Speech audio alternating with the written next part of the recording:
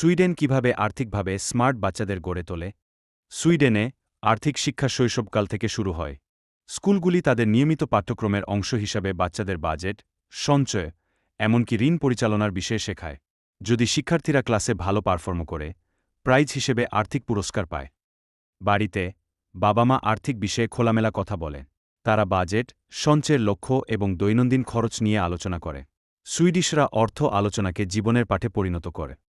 আমাদের মধ্যে কেউ কেউ মনে করেন যে শিশুদের সাথে অর্থ নিয়ে আলোচনা করার দরকার নেই, কিন্তু এই মানসিকতা তাদের অর্থের মূল্য বোঝার ক্ষমতাকে সীমিত করে। পশ্চিমা দেশগুলিতে বাচ্চারা ক্লাস 8 থেকে ছোট ছোট কাজ করে নিজের অর্থ উপার্জন শুরু করে। তাদের উপার্জন করা প্রতিটি মুদ্রার মূল্য তারা শিখে।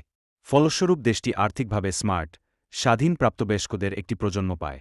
সুইডেনের দৃষ্টিভঙ্গি প্রমাণ করে যে আর্থিক সাক্ষরতা শুরু হয় বাড়িতে এবং শ্রেণীকক্ষে।